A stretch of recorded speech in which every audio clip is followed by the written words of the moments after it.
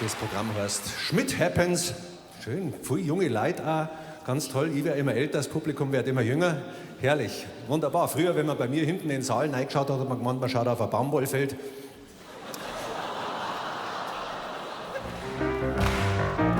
Sie arbeiten nach dem Konzept, reicht's, wenn die anderen klatschen, oder?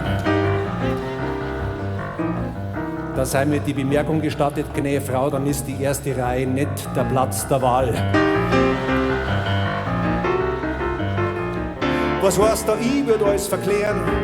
Du übertreibst, das ist blamierend. Sag, wie oft muss ich dir noch erklären? Ich bin nicht kompliziert, ich bin faszinierend. Ihr dürft's gern mitgatschen.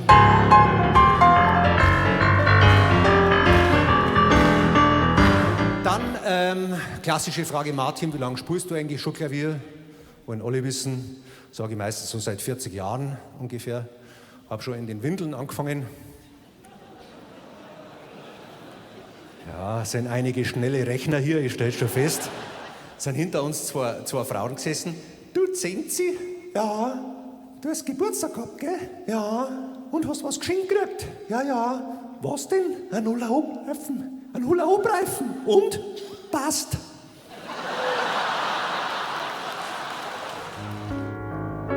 Wir haben uns gegenseitig das Leben schwer gemacht. Das war für uns von Anfang an zu leicht.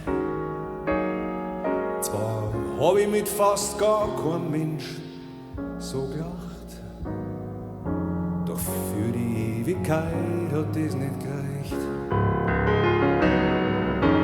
Ich weiß nicht, ist das Liebe oder Blindheit oder letzten Endes nur eine Spur oder irgendwas aus meiner Kindheit, dass ich mich so trostlos einsam fühle. Wichtig ist zum Beispiel auch in solchen Gaststätten, wenn's Essen kommt, darf man auf gar keinen Fall sagen, was man bestellt hat, sondern was man isst. Ja? Wenn der Ober zum Beispiel sagt, sind Sie der Schweinsbraten? Nein, ich bin das saure Lüngerl, Sie ist der Wurstsalat. Dem ersten Bild kann ich nicht vertrauen, denn du stehst leider nur auf Frauen. Besser, wenn ich's wieder wegradiere, bevor ich mich in Illusion verliere. Du passt auf keinen Fall in meinen Rahmen rein und wirst für mich nie Mona Lisa sein. Du hast am Anfang in mir was geweckt, das war erst Kunst, doch jetzt Kunst weg. Der Anhalter ist mitgefahren und es ist immer mühsamer geworden mit der Zeit. Er hat immer noch kompliziertere Fragen gestellt und irgendwann war er so richtig penetrant und ich habe mich echt schon bereut, dass ich ihn mitgenommen habe. Und dann kam natürlich irgendwann noch die klassische Frage, die jeder Anhalter irgendwann stellt, und dann hat er zu mir gesagt, hast du eigentlich keine Bedenken, dass ich Serienmörder bin? Dann habe ich gesagt, na, Schmarrn, das ist total unwahrscheinlich. 2 Serienmörder in einem Auto. Also.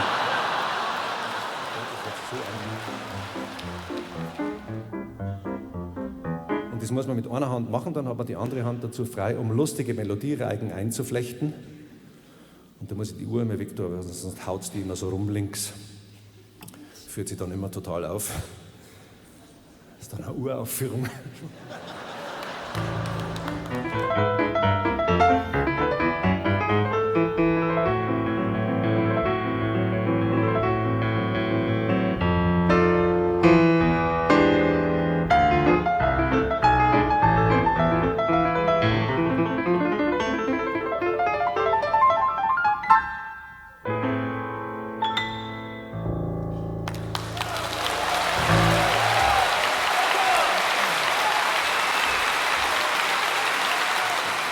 Entgegen der weit verbreiteten Meinung des RTL2-Publikums handelt sich bei der Büchse der Pandora nicht um das Genital selbiger.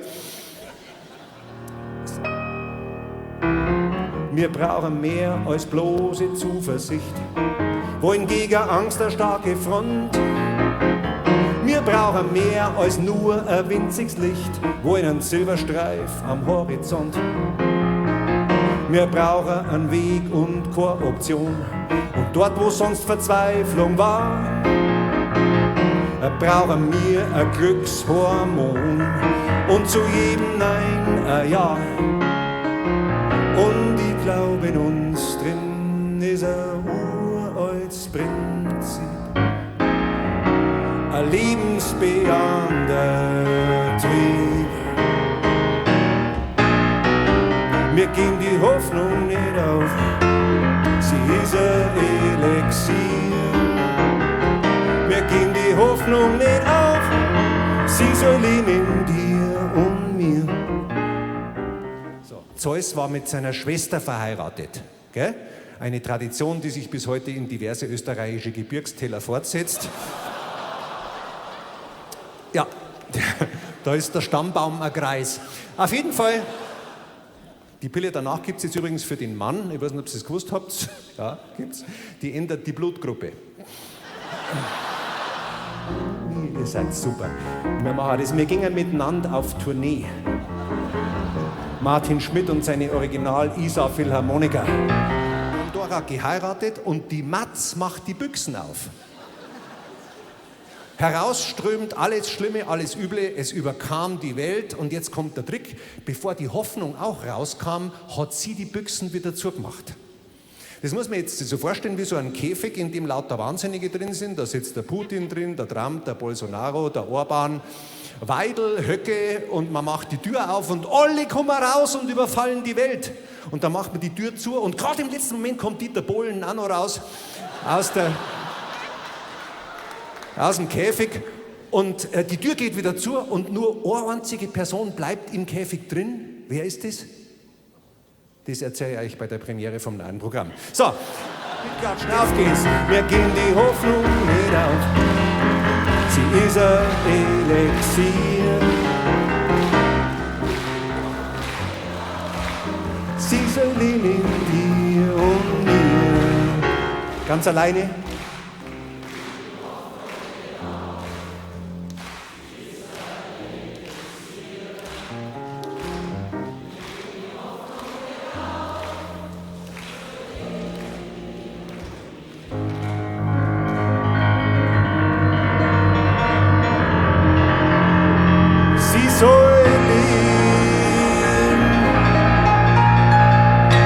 In dir und mir.